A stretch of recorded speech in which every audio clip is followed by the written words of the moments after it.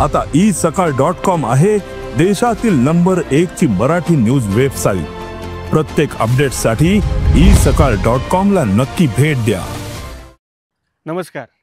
पुणे शहर या महाराष्ट्राची सांस्कृतिक राजधानी, त्याबरोबरच शैक्षणिक सुद्धा। महात्मा फुले, सावित्रीबाई फुलेंपासून अगदी लोकमान्य टिळक, आगरकर, डॉक्टर आनंदीबाई जोशी यांनी या पुण्याच्या सांस्कृतिक चळवळीचं नेतृत्व केलं आणि हाच वारसा पुढे जपतायत ते म्हणजे डॉक्टर श्यामबा मुजुमदार। कोल्हापुरातल्या छोट्याशा खेड्यात जन्मलेला एक तरुण पुण्यात येतो, प्राध्यापक म्हणून फर्ग्युसन महाविद्यालयात रुजू होतो। वसुधैव कुटुंबकम हे आपल्या आयुष्याचं ब्रीद बनवतो आणि सुरुवात होते एका शैक्षणिक कार्याला। फर्ग्युसनच्या दारात सुरू झालेली ही चळवळ भारतात नाही तर जगभरात पसरते आणि उभं राहतं सिम्बायोसिस विश्वविद्यालय। आणि या विद्यालयाचे विश्वविद्यापीठाचे प्रमुख म्हणजे डॉक्टर श्यामबा मुजुमदार। त्यांनी नुकतीच वयाची आपल्या 90 पूर्ण केली आहे। आजही 90व्या वर्षी त्यांचा असणारा उत्साह, त्यांची कामाच्या प्रती असलेली निष्ठा आणि त्यांचा हा सगळा संघर्षमय प्रवास आज आपण त्यांच्याकडून जाणून घेणार आहोत। आपण आता भेटूया डॉक्टर श्यामबा मुजुमदार यांना।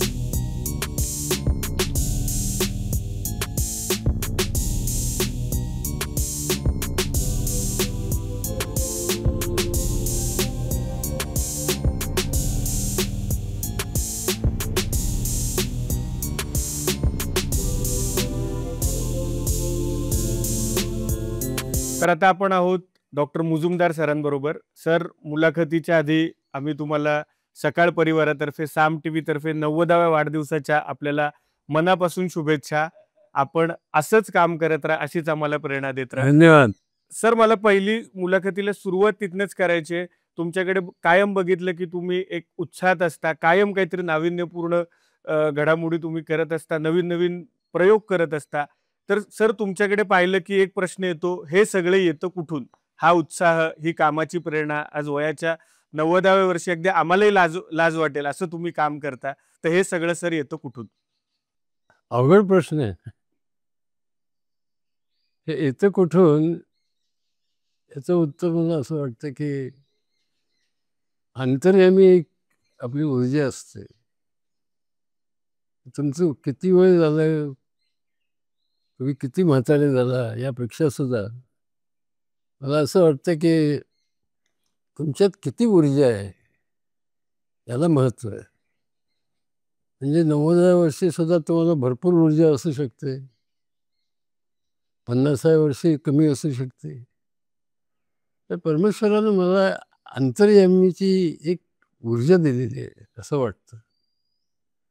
आणि मला नेहमी असं वाटतं की आपण लोकात असावं।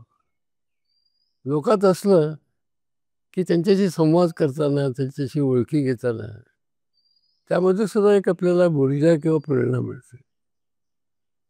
आणि माणसानं सतत कामात असावं।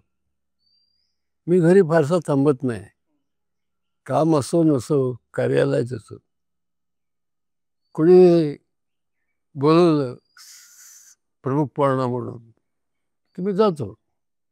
कित्येक वेळा असं होतं की पुण्यातले अनेक संस्था आहेत, त्यांचे कार्यक्रम होतात। कित्येक वेळा कार्यक्रमाला प्रमुख पाहुणे ऐनवेळी गैरहजर राहतात आणि ते येऊन मला विचारतात, सर असं असं घोटाळा झालेला आहे, तुम्ही येता का? मी त्यांना हो म्हणतो। असं नाही म्हणत की मी काही दुय्यम आहे का।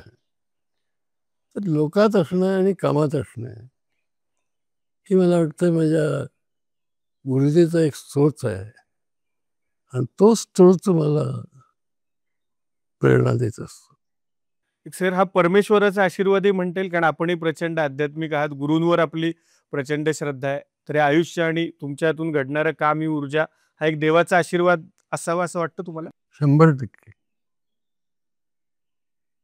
मी ज्यावेळी फर्ग्युसन कॉलेजमध्ये प्राध्यापक होतो त्यावेळी सकाळी न चुकता जंगली महाराजच्या देवळात जात होतो आणि ही प्रथा मी जवळजवळ 60-65 वर्ष पाहिली। वृत्तीनं, स्वभावानं मी परमेश्वराला मानणार आहे, नीतीला मानणार आहे आणि म्हणून मला अशी श्रद्धा आहे की माणसाच्या जीवनात परमेश्वराचं अधिष्ठान असणे हे आवश्यक आहे. तुमच्या आयुष्यातल्या ज्या घटना घडतात त्याला तुमचे प्रयत्न निश्चितच उपयोगी असतात, पण त्याही पलीकडे कुणाचे तरी आशीर्वाद, कुणाचे तरी, त्याला परमेश्वर म्हणा आणखीन काही म्हणा, पण त्यांचं तुम्हाला कुठेतरी वरदान असावं लागतं असं वाटतं. बरोबर. सर, आपण फर्ग्युसनचा उल्लेख केलात. मला थोडंसं तुम्हाला भूतकाळात घेऊन जायचंय. तुमचा जन्म, शालेय शिक्षण अगदी एक छोट्या खेड्यातनं आपण आलाय, तर ती थोडीशी आपली पार्श्वभूमी, आपल्या आई वडिलांविषयी, बंधूंविषयी. माझा जन्म कोल्हापूर संस्थानच्या गडहिंग्लज या तालुक्यात झाला, गडहिंग्लज या गावात झाला. माझे वडील प्रख्यात वकील होते. मला एक भाऊ आणि 4 बहिणी. माझं प्राथमिक शिक्षण म्युन्सिपाल्टीच्या शाळेत झालं आणि माध्यमिक शिक्षण सुद्धा सरकारी शाळेत झालं. त्यावेळी SSCचं सेंटर, परीक्षेचं सेंटर गडहिंग्लजला नव्हतं, म्हणून मला कोल्हापूरला जावं लागलं. माझा भाऊ हा हुशार होता आणि तो पुण्याला SP कॉलेजमध्ये होता. तो BSc झाला आणि त्याच्यानंतर ILS लॉ कॉलेजमधून LLB झाला. त्याच्यानंतर त्याने गावात वकिली सुरू केली. गडहिंग्लज हे माझं जन्मगाव. आणि त्यानं काही दिवसानंतर माझ्या भावानं, त्याला आम्ही मधू म्हणत असतो, त्यानं तो जज झाला ज्युडिशरी, ते न्यायमूर्ती होते. न्यायमूर्ती झाला. माझं शिक्षण कोल्हापूरच्या राजाराम कॉलेजमध्ये झालं. मी BScला होतो. बऱ्यापैकी मार्क्स म्हणून मी BSc पास झालो. त्यावेळी काय होतं की पुण्यामध्ये त्यावेळी पुणे विद्यापीठाशी राजाराम कॉलेज संलग्न होतं आणि पुणे विद्यापीठाचं जे पदव्युत्तर शिक्षण होतं ते त्यावेळेचे पहिले व्हाईस चान्सलर मुकुंदराव जयकर यांनी केंद्रीकरण केलं होतं त्याचं. म्हणून मला कोल्हापूरहून पुण्याला यावं लागलं आणि पुणे विद्यापीठाच्या आवारात वनस्पतीशास्त्र हा विषय मी निवडला आणि तिथून मी BSc ऑनर्स आणि नंतर MSc झालो. आणि सांगायला मला आनंद वाटतो की MScला मी पहिल्या वर्गात पहिल्या प्रथम क्रमांकाने पास झालो. त्याच्यानंतर काही वर्ष मी रयत शिक्षण संस्थेमध्ये काम केलं आणि ते काम करत असतानाच तिथं माझं प्रेम बसलं एका विद्यार्थिनीवरती आणि आमचा विवाह झाला. विवाह झाला त्यावेळी ती माझी विद्यार्थिनी नव्हती, पण तो एक आंतरजातीय विवाह होता. त्या काळामध्ये 1962 साली आंतरजातीय विवाह करणे फार क्रांतिकारी पाऊल होतं. त्याच्यानंतर मी मग रयतनंतर गोखले कॉलेजमध्ये 1 वर्ष काम केलं आणि वयाच्या तरुणपणी मी फर्ग्युसन कॉलेजचा वनस्पतीशास्त्र विभागाचा प्रमुख आणि प्राध्यापक झालो. सर, मला वाटतं फर्ग्युसन कॉलेज हे तुमच्या आयुष्याला एक कलाटणी देणारं एक स्थान म्हणता येईल. तिथेच या सिम्बॉयसिसची संकल्पना, जे आंतरराष्ट्रीय सांस्कृतिक केंद्र तुम्ही सुरू केलं, तर त्याविषयी थोडंसं, आणि सिम्बॉयसिसची संकल्पना नेमकी कशी सुचली?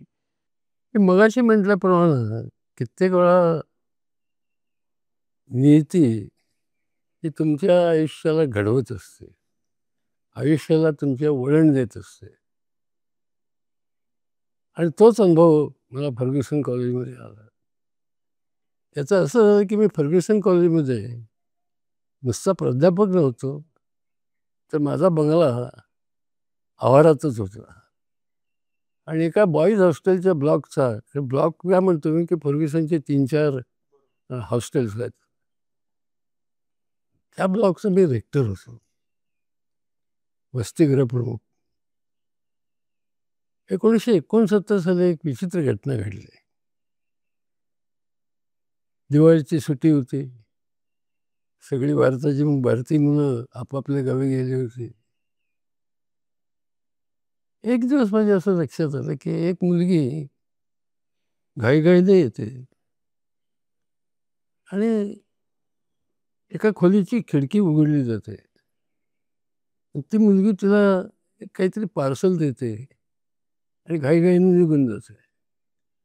हे 1 दिवस, 2 दिवस, 3 दिवस झालं आणि माझ्या लक्षात आलं काहीतरी एक सम अफेअर इज गोइंग ऑन. पण मी वसतिगृहात गेलो. मुलाच्या खोलीचं दार ठोठावलं आणि तो मुलगा बिछाण्यावर पडलेला होता. मी त्याला विचारलं, काय भानगड आहे? सर म्हणे, देर इज नो अफेअर. ती माझी बहीण आहे. ती माझ्या 2 वेळचं जेवण तयार करते आणि जेवणाचा डबा मला खिडकीतून देते. त्याचं कारण असं की वसतिगृहात मुलींना यायची बंदी होती. मला जॉन्डिस झालेला आहे कावीळ. मला चढ चालता येत नाही. एकाकीपणा वाटतो. त्या मुलानं माझ्या खांद्यावरती त्याचं डोकं ठेवलं. ढसा तो रडायला लागला. आणखी खरं सांगू का, एका परदेशी विद्यार्थ्याला, तो मॉरिशसचा होता, त्याचं नाव सखाराम, अजून माझ्या लक्षात आहे. त्या सखारामचे अश्रू, एका परदेशी विद्यार्थ्याचे अश्रू माझ्या आयुष्याला कलाटणी मिळाली. मी अस्वस्थ झालो. आणि परभणीमध्ये किती परदेशी विद्यार्थी असतील याचा शोध घेऊन आलो. आणि माझ्या लक्षात आलं की 1969-70 साली पुण्यामध्ये 800 परदेशी विद्यार्थी निनाळा महाविद्यालयामध्ये शिकत होते आणि ते जवळजवळ 32 आफ्रो-एशियाई देशामधून आले होते. कोण थायलंडमधून आलं होतं, कोण केनियामधून आलं होतं, कोण व्हिएतनाममधून आलं होतं, कोण टांझानियामधून आलं होतं, कोण गल्फ कंट्रीमधून आलं होतं. मग मी ठरवलं की या विद्यार्थ्यांची आपण प्रातिनिधिक मुलाखती घ्यायची. आणि मग एका देशाच्या एका विद्यार्थ्याची मी मुलाखत घ्यायची. आणि त्या मुलाखती त्यावेळच्या रविवार केसरीचे मिसळ वाळिंबे संपादक होते. त्यांनी मान्य केलं की आपण हे मुलाखत छापू केसरीमध्ये. त्याच्यानंतर पुस्तके निघालं, नवे चेहरे नव्या ओळखी नावानं. मी जे त्या परदेशी विद्यार्थ्यांचे जे अनुभव ऐकले त्याच्यामुळे मी अतिशय व्यथित झालो. एकच उदाहरण तुम्हाला सांगतो. घाना हे एक आफ्रिकेतलं राष्ट्र. घानातून एक विद्यार्थी प्रोड्युसरचा कोर्स पुरा करण्याकरता फिल्म इन्स्टिट्यूटमध्ये आला होता. त्यावेळी TV नव्हता. फिल्म इन्स्टिट्यूट म्हणजे फिल्म इन्स्टिट्यूटच्या वसतिगृहात राहत होता. त्याची मुलाखत घ्यायला मी त्याच्या खोलीत गेलो. मी त्याला विचारलं की काय रे म्हटलं, कसं काय वाटलं पुण्याची का निवड केली, पुणेकरांच्याबद्दल तुझं काय मत आहे, पुण्याबद्दल काय मत आहे. तर तो मला म्हणाला की ते जाऊ दे म्हणून, एकदा पुणे सोडून मी माझ्या देशाकडे जाईन असं झालेलं आहे. काय रे म्हटलं. तो मला म्हणाला की सकाळी जेव्हा मी उठतो आणखीन स्नानगृहात जायला लागतो त्यावेळी वसतिगृहातली तुमची भारतीय मुलं डोळे तरी बंद करतात किंवा मान तरी आडवी करतात, बाजूला करतात. का? त्यांचा एक समज असा आहे की सकाळी उठल्यावर काळं तोंड बघायचं नाही. पुण्याच्या लोकल बसमध्ये मी फसतो तर माझ्या शेजारी जागा असते, पण भारतीय मुलगी उभा राहील पण माझ्या शेजारी बसणार नाही. का? मी काळा. एक आमच्याबद्दल एक प्रकारची घृणा, एक प्रकारचा तिरस्कार पुणेकरांच्या मध्ये मला दिसून आला. आणि साधारणतः बहुतेक सगळ्या परदेशी विद्यार्थ्यांच्या ह्याच तक्रारी होत्या की पुणेकरांना मी नको आहोत. पुणेकर गोरी माणसांना, गोऱ्या विद्यार्थ्यांना अमेरिकेतून इंग्लंडहून आलेल्यांचा सत्कार करतात त्यांना घरात ठेवून घेण्याकरता पायघड्या घालतात. पण आम्ही तुमच्या देशाच्या जवळच्या देशातून आलेलो आहोत. आम्ही ज्यावेळी भारतामध्ये निघालो त्यावेळेला मला महात्मा गांधी ठाऊक होते, आम्हाला इंदिरा गांधी ठाऊक होत्या. आणि हा विशेषतः बुद्धिस्ट थायलंड किंवा व्हिएतनामचे त्या की आम्ही एका अशा देशात जन्मलेलो आहोत की जिथं बुद्धाचा जन्म झाला. पण आम्हाला वेगळाच अनुभव आला. याचा अर्थ असा होता की पुण्यात आल्यानंतर, आणि ही मुलं लहान होती वयानं, अंडर ग्रॅज्युएट कोर्सेस करता आले होते, तर त्यांना एक कल्चरल थ्रिल देण्यापेक्षा कल्चरल शॉक होता. बरोबर.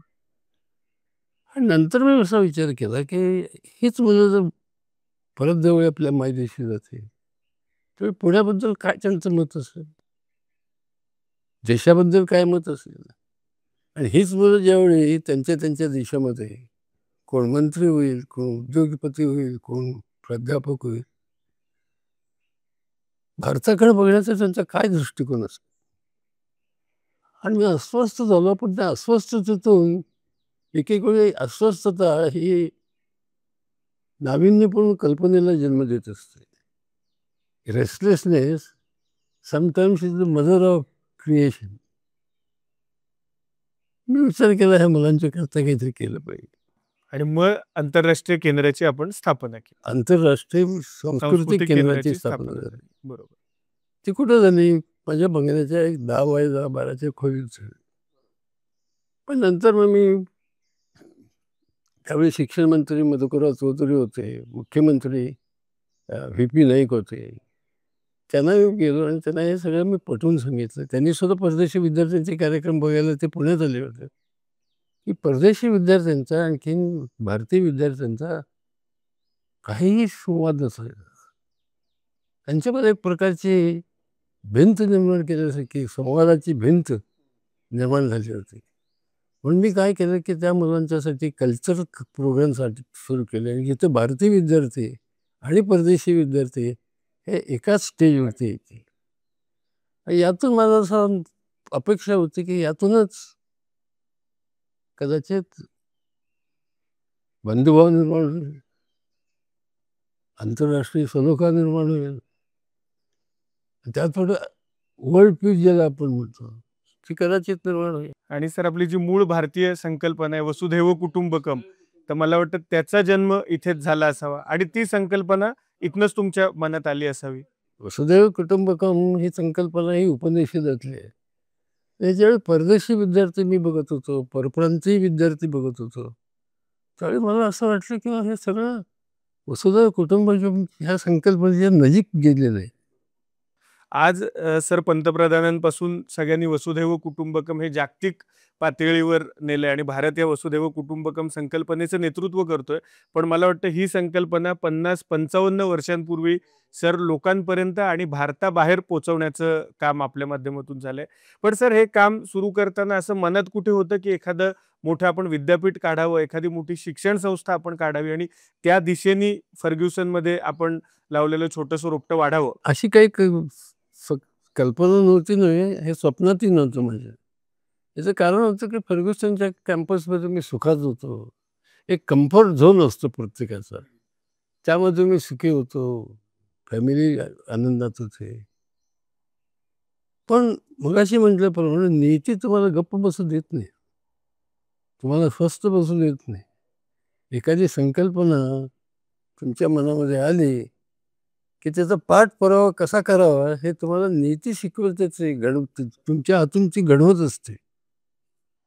सर एक अजून एक डोक्यात असा प्रश्न आला की आपण असं म्हणतो एखादं काम उभं करणं एक वेळ सोपं आहे, पण ते टिकवणं अवघड आणि पुढच्या पिढीने ते काम तितक्याच पद्धतीने वाढवणं, टिकवण्यासाठी प्रयत्नशील असणं हे त्याहूनही कठीण. आणि मला वाटतं तुम्ही त्या बाबतीत भाग्यवान आहात आणि जे तुम्ही मगाशी म्हणलात परमेश्वराची कृपा ती इथेही दिसते की आपली पुढची पिढी सुद्धा त्याच पद्धतीने हे तुमचं काम हा सगळा तुमचा वसा वारसा चालवतायत. मला 2 मुले, एकीचं नाव विद्या आणि दुसरीचं नाव स्वाती.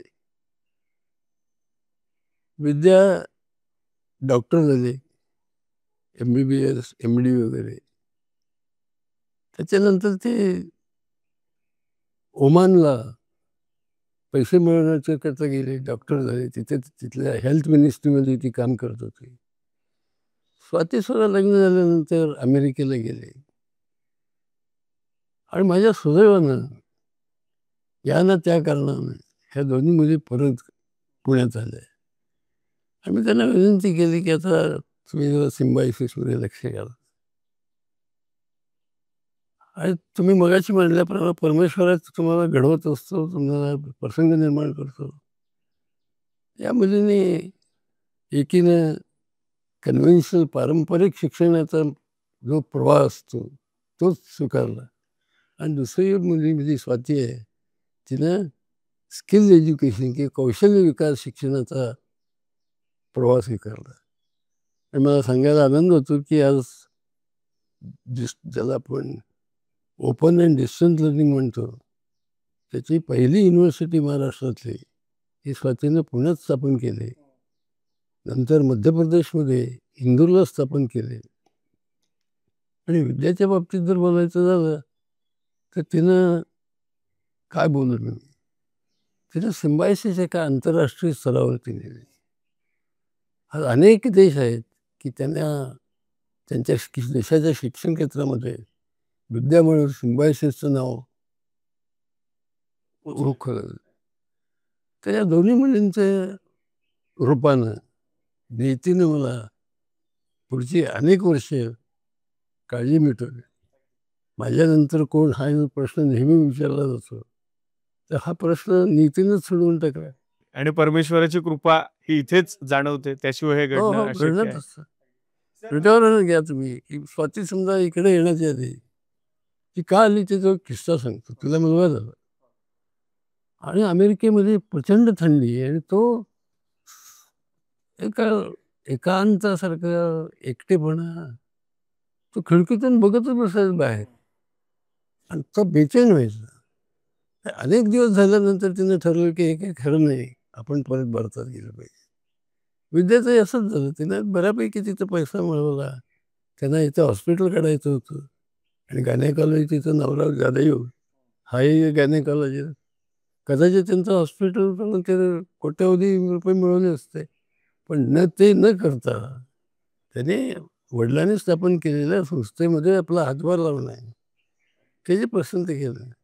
ही सुद्धा तुम्ही म्हणता तसं परमेश्वरी कृपा आहे. सर, आपण खूप मोठे शिक्षण तज्ज्ञ आहात. शैक्षणिक धोरणांवर, शिक्षण या विषयावर आपला अभ्यास आहे. तर आपण पुढचा प्रवास किंवा हे परिवर्तन करण्यासाठी शिक्षण हीच वाट निवडावी, हे आपण का ठरवलं आणि तेच तुम्हाला का महत्त्वाचं वाटलं? तुम्ही राजकारणातही जाऊ शकला असतात, अनेक मार्ग होते या पद्धतीचं काम करण्यासाठी, पण शिक्षण हाच विषय तुम्ही सर का निवडलात?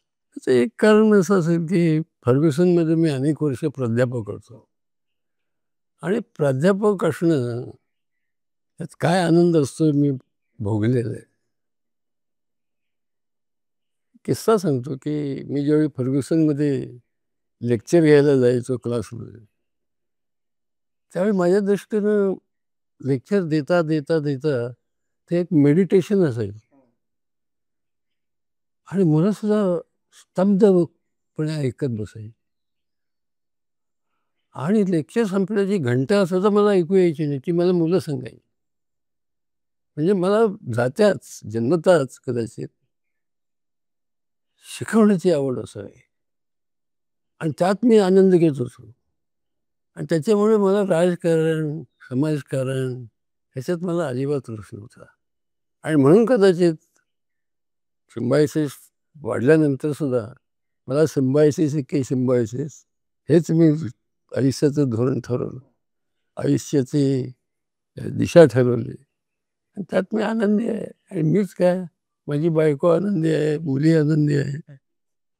खरं सर, सामान्य माणसांमध्ये थोडंसं विद्यापीठांबाबत, सगळ्याच म्हणजे विद्यापीठांबाबत थोडीशी नकारात्मकता आहे. म्हणजे डोनेशनचे काही प्रकार अनेक ठिकाणी घडत असतील, त्यातनं आत्महत्येपर्यंत अनेक ठिकाणी काही प्रकार घडले. तर ही थोडीशी विद्यापीठाबाबत जी नकारात्मकता आहे, तर सिम्बायोसिस म्हणून तुम्ही यात वेगळेपण कसं जपताय किंवा या सगळ्याकडे आपण कसं बघताय? त्याची एक मला विचाराची पक्की बैठक आहे. सिम्बायोसिसच्या जवळ संस्था आम्ही चालू केल्या त्यावेळी काही पथ्य पडले. कुठले पथ्य? प्राध्यापकांची निवड ही जातीवरती, रिजनलिझम, कास्ट, क्रीड, रिलिजन याच्यावरती नाही, प्युअरली ऑन मेरिट. दुसरी, विद्यार्थ्यांची जी निवड करायची ती अखिल भारतीय स्तरावरती स्पर्धा घेऊनल्यानंतरच करायची. त्यातून मला चांगले विद्यार्थी मिळायचे. तिसरी म्हणजे कुणाकडूनही KG to PG डोनेशन घ्यायची नाही. सर हे महत्वाचं वाक्य आहे. आणखी तुला सांगतो हे पटत नाही लोकांना. ते म्हणतात की डोनेशन घेत नाही तर एवढ्या इमारती कशा चालतात, एवढ्या संस्था कशा निघतात. हे न पटण्यासारखं आहे. पण तो शेवटी आपल्याला सत्सद्विवेक बुद्धीला विचारलं पाहिजे की मी म्हणतोय खरोखरच खरं आहे का. पण तो तुम्हाला मी शपथ वगैरे घेण्याचं काही पॉईंट नाही. पण खरं सांगतो की सिम्बायोसिसमध्ये कुठल्याही प्रकारचं डोनेशन घेतलं जात नाही एक.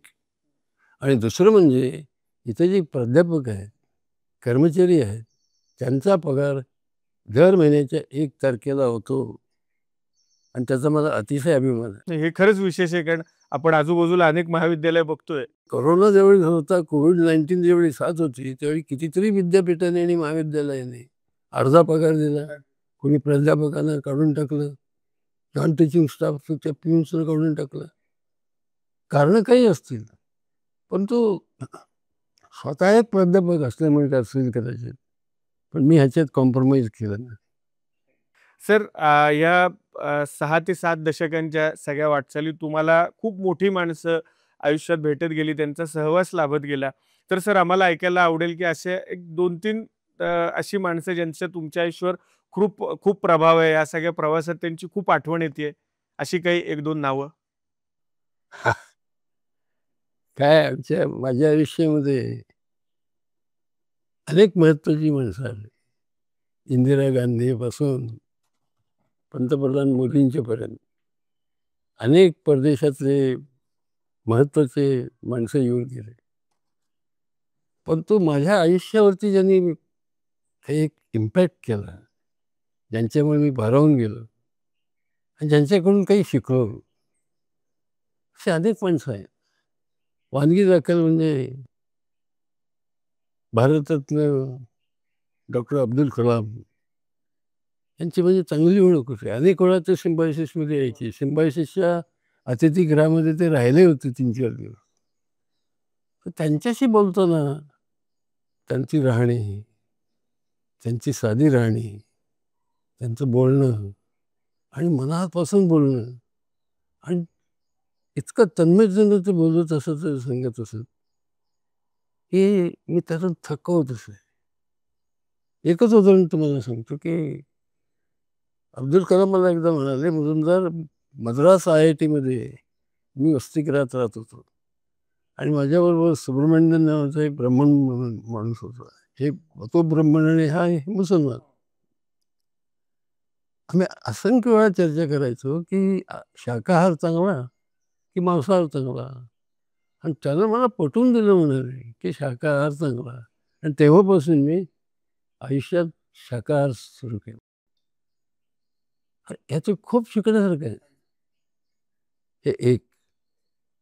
दुसरं म्हणजे प्रसिद्ध व्यंगचित्रकार RK लक्ष्मण. त्यांच्याकडून मी काय शिकलो ते सहज एकदा बघत होते, बोलत बसलो होतो आम्ही. ते म्हणाले, मुजुमदार तुमचा देवावर विश्वास आहे का? म्हटलं आहे, 100% आहे. तुमच्यासारख्या सगळ्यांचाच देवावरती विश्वास आहे. प्रश्न असा आहे की देवावरचा तुमच्यावर विश्वास आहे का? आणि अंतर्मुख झालो. खरोखर मी देवाचा विश्वास संपादन केलेला आहे का? आता देवाचा विश्वास संपादन करणं म्हणजे काय? तुमचं चारित्र्य, कॅरेक्टर, तुमचं वागणं, बोलणं, नैतिकता, प्रामाणिकपणा, ज्या दैवी गोष्टी, दैवी गुण ज्याला आपण म्हणतो, ते जर तुमच्यात असतील तरच देवाचा तुमच्यावर विश्वास बसणार. त्याच्यानंतर आतुर सांगताना ज्यावेळी सिम्बायोसिस कळलं शासकीय जमीन आम्हाला दिली, पण त्या जमिनीचा पहिला हप्ता 15,000 रुपये सुद्धा मला भरता आला नाही. पण तिथं त्या माणसानं, सिंधी माणसानं, तेही पाकिस्तानातून पुण्यात आलेले, त्यांनी मला मदत केली आणि शेवटपर्यंत केली. त्याचं मला कौतुक वाटलं. तुम्हाला आश्चर्य वाटेल की ते आम्हाला ॲडव्हान्स द्यायचे, कर्ज वगैरे किंवा डोनेशन नाही. आणि आम्हाला पैसे आले आमच्याकडे संस्थेला की आम्ही त्यांना द्यायचो. एक वेळ अशी आली की 26 लाख रुपये त्यांचा ॲडव्हान्स आला. मी त्यांच्याकडे गेलो आणि सर म्हटलं मला आता कठीण झालं आहे, मी असं कराय तर मी कुठल्याही संस्थेला तुमचं नाव देतो, पण हे कर्ज माफ करा. ते मला काय म्हणाले, म्हणून जर म्हणे तुम्हाला एक सांगतो, मी तुम्हाला पाहिजे तेवढा पैसा ॲडव्हान्स म्हणून देत जाईल, आणि मला माझं नावच जर तुम्हाला द्यायचं असेल तर मी गेल्यानंतर तुम्हाला जी योग्य संस्था वाटेल त्याचं नाव मला द्या, जिवंत असताना दिलं. किती शहाणपणा मग समजून गेला. आज अनेक संस्थापकाच्या हयातीत त्यांच्या नावानं आहे, परंतु आज 40-45 संस्था सिम्बायोसिसची आहे. त्याला मला माझं नाव देता आलं असतं, वडिलांचं नाव देता आलं असतं, आणि कोणाचं देता आलं, नाव मी दिलं नाही. अनेक लोकांनी मला सांगितलं, मी आमचं गाव हरळे, तिथं आमचे पूर्वज सामनगडावरून आले. वाटतं मोठी तुम्ही शाळा पण बांधली तिथे. हो हो, तिथे शाळा बांधली, आणि ती शाळेचं उद्घाटन अब्दुल कलामांनी केलेलं आहे. ते म्हणाले ह्या शाळेचं नाव तुमच्या वडिलांचंच आहे, हे नाकारलं. तर ही कुठेतरी एक नैतिक ताकद तुमच्याकडे असल्याशिवाय तुम्ही आयुष्यात फार काही करू शकता असं मला वाटत. सर, मला त्याच मुद्द्यावर यायचं आहे. भारतात किंवा महाराष्ट्रात आपल्यासारखी अगदी मोजकी माणसं आहे जे आपलं नाव व्हावं ह्याच्यासाठी अजिबातच कुठे पुढाकार घेत नाहीत, आणि त्यातलं एक काम म्हणजे आपण सामाजिक काम सुद्धा खूप करता, पण त्याची कुठे वाच्यता करत नाही, कधी त्याची कुठे प्रसिद्धी करत नाही, आणि तुम्हाला ते आवडतही नाही. तरी सुद्धा मी लहान तोंडी मोठा घास घेऊन तुम्हाला विनंती करणार आहे की आपण थोडंसं आपल्या सामाजिक कामाबद्दल सांगावं. लोकांना हे कळलं पाहिजे की शिक्षण संस्था चालवताना एक सामाजिक जाणीव ठेवून सुद्धा तुम्ही आणि सिम्बायोसिस परिवार कार्यरत आहात.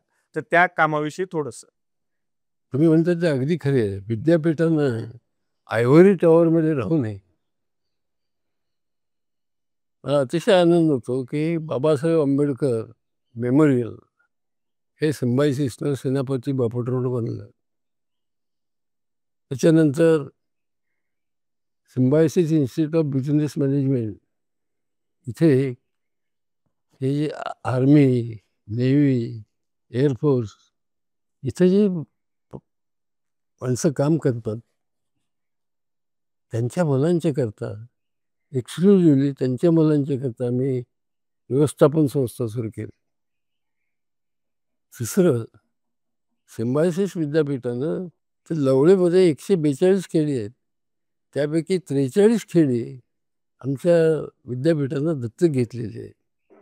यातून आम्ही साक्षरता, त्यांना आरोग्याची काही महत्वाची, त्यांना औषध फिरते दवाखाने सुद्धा मी अनेक हो ठिकाणी फिरते बघितले, ते दवाखाने. आपल्या माध्यमातून सामाजिक भान मी कधीही विसरलो नाही.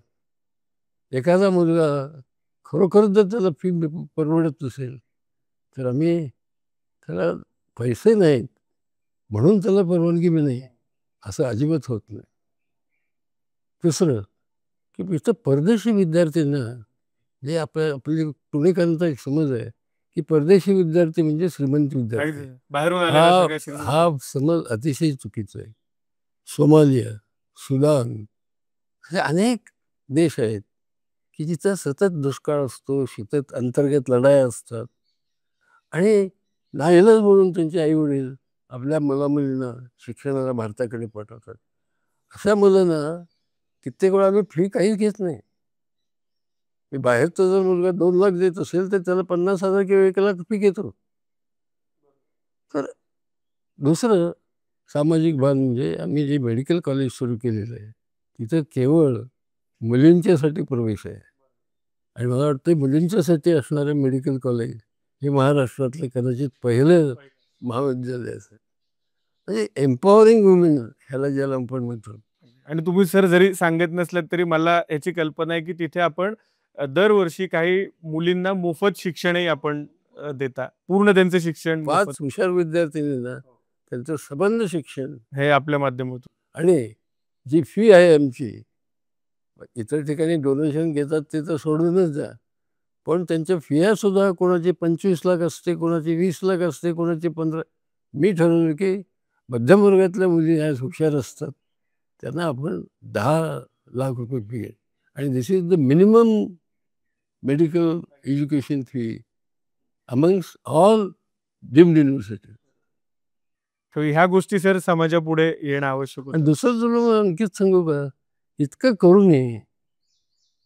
नीती किंवा परमेश्वर तुम्हाला पैसा कमी पडू देत नाही. कुठलंही चांगलं काम असलं सुरुवातीला अडचणी येतील, पण अंतिम तुमचं प्रकल्प चांगला असेल, संकल्पना चांगली असेल, समाजहिताचा असेल, तर देव तुम्हाला पैसा कमी पडू देत नाही. सर आता मुलाखतीच्या शेवटच्या टप्प्यात आपण येतोय. सर माणसं असतात, जातात, पिढ्या बदलतात, पण मागे शाश्वत उरतं ते त्या व्यक्तीने उभं केलेलं काम. भारत पुढच्या 2 दशकात आपण स्वातंत्र्याच्या 100कडे वाटचाल करतोय. भारत महासत्ता बनण्याच्या दिशेने आपण वाटचाल करतोय. तर सर पुढे आपल्यानंतरही पुढच्या एक 50 वर्षात हे सगळं काम तुम्ही कसं बघताय आणि आपल्या देशाला तुम्ही नेमकं कुठे बघताय? फार चांगला प्रश्न विचारला.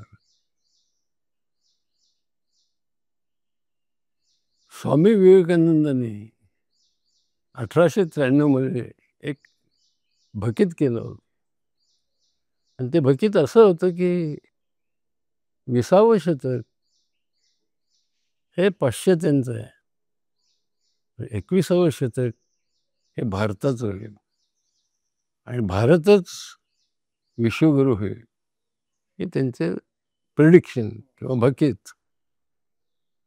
तर मला असं वाटतं की ह्या भकीतांच्या ज्यावेळी खोलवर आपण विचार करतो त्यावेळी मला असं वाटतं की आजचं जे शिक्षण आहे ते भारताला विश्वगुरू करण्याच्या लायकीचं नाही. का लायकीचं नाही तर सांगायला वाईट वाटतं की आपल्याकडचा शिक्षणाचा दर्जा सुमार आहे आणि शिक्षणाचा दर्जा सुमार असल्यामुळे इथंच मी नाही, परंतु प्राध्यापकांची जी गुणवत्ता आहे ती सुद्धा हळूहळू हळूहळू ढासळत चाललेली आहे. एका बाजूनं विद्यार्थ्यांचं प्रायव्हेट क्लासेसकडे ओढा, एका बाजूनं प्राध्यापकांची गुणवत्ता ढासळत चाललेली आहे. अशा परिस्थितीमध्ये विश्वगुरू होणं भारत अशक्य असं मला वाटतं. मग काय केलं पाहिजे? तर मला असं वाटतं की एक उदाहरण देतो. South African university of south Africa म्हणून एक साऊथ आफ्रिकेतली आहे युनिव्हर्सिटी आहे. तिथे एक बोर्ड लिहिलेलं आहे आणि त्या बोर्डावरती असं लिहिलेलं आहे की कुठलंही राष्ट्र atom bomb missiles modern missiles नष्ट होत नाही, पण तुमची जर शिक्षण पद्धती ढासळत असेल, त्याच्यात गुणवत्ता नसेल, प्रामाणिकता नसेल, तर ते शिक्षण पद्धती आधी ढासळते आणि मग त्या राष्ट्राचा अधपतन होतं. शेवटी एक वाक्याचं कंकित चांगलं आहे. It is only when there is collapse of education that there is collapse of nation. हे किती महत्त्वाचं आहे आणि म्हणून मी नेहमी म्हणतो की education is oxygen of growth, development and prosperity of any nation. खरंच आहे. आणि त्या दिशेनेच सर आपण वाटचाल केलीत आणि आपलं जे स्वप्न आहे या सिम्बायोसिसनी आपण एका मुलाखतीत मागे सर म्हटला होतात की या शैक्षणिक चळवळीचं नेतृत्व कुठेतरी पुढील काळात सिम्बायोसिसनी देशाचं नेतृत्व आपल्या करावं असं आपण एका मुलाखतीत म्हटलेलं आठवतं. तर तो नेमका विषय काय होता आणि असं तुम्हाला वाटतं सिम्बायोसिस पुढील काळात देशाचं नेतृत्व करेल? सिम्बायोसिस नाही, आणखीन कुठली नाही, परंतु मी जो आता सांगितलं, एखादी जी संस्था, जे विद्यापीठ, परंपरा आणि नाविन्यता ह्याचा संगम करेल, किंवा east wisdom of the east म्हणजे पाश्चात्यांचं शहाणपण, पाश्चात्यांची श्रद्धा, पाश्चात्याची इंडियन नॉलेज सिस्टीम ज्याला आपण म्हणतो, आणि पौर्वात्यांची शहाणपण, निष्ठा, किंवा त्यांच्यातली इंडियन एज्युकेशन व्हॅल्यूज आणि पाश्चिमात्यांचं विज्ञान, तंत्रज्ञान ह्यांचा ज्यावेळी संगम होईल, आणि ज्यावेळी आज काय झालेलं आहे, we are producing educated illiterates, educated terrorist, educated rapist. असं मला वाईट वाटतं की शिक्षण झाल्यानंतर याचा अर्थ ते शिक्षित आहेत पण सुशिक्षित नाहीत, तर असे इलिटरेट्स एज्युकेटेड माणसं हे खरोखर धोकादायक आहे असं वाटतं. आणि ते जर टाळायचं असेल आणि नंतर स्वामी विवेकानंदाचं स्वप्न साकार करायचं असेल तर मला वाटतं एक पाश्चात्यांचं एक विजडम ऑफ ईस्ट आणि डायनॅमिझम ऑफ वेस्ट ह्याचा कुठंतरी संगम झाला पाहिजे. आणि मला असं वाटतं की सिम्बायसिस असो किंवा इतर कुठली युनिव्हर्सिटी असो, ती निश्चित त्याच्यात पुढाकार घेईल आणि नजीकच्या काळामध्ये निदान विवेकानंद म्हणाले त्या 21व्या शतकात कधीतरी भारताला खूप खूप भविष्य आहे, खूप खूप भविष्य आहे, ते भविष्य साकार होईल असे मी परमेश्वराजवळ प्रार्थना करतो. अगदी सर, आपण एवढा वेळ काढून आमच्याशी बोललात त्याबद्दल आपलं मनापासून आभार. आणि आमच्या पिढीला असंख्य मोठी माणसं बघता आली नाही दुर्दैवाने, पण आम्ही अगदी हक्काने सांगू शकू की आम्ही मुजुमदार सर पाहिलेत, आम्ही मुजुमदार सरांशी बोललोय, हे आम्ही नक्की पुढे सांगू शकू. आणि सर, आपण जो विचार मांडला, आपण आपली जी संकल्पना आहे ती अशीच वाढत राहो आणि आपण दीर्घकाळ अशीच आम्हाला ऊर्जा देत राहो. आणि तुम्हाला पुन्हा एकदा सर वाढदिवसाच्या मनापासून शुभेच्छा, मनापासून आभार. धन्यवाद. सकाळला म्हणजे शुभेच्छा सांगा. महाराष्ट्रातील सर्व बातम्यांचे विश्वासार्ह व्यासपीठ. सकाळच्या सर्व सोशल मीडिया प्लॅटफॉर्मला लाईक, फॉलो आणि सबस्क्राईब करा. तसंच सर्व नोटिफिकेशनसाठी बेल आयकॉन प्रेस करायला विसरू नका.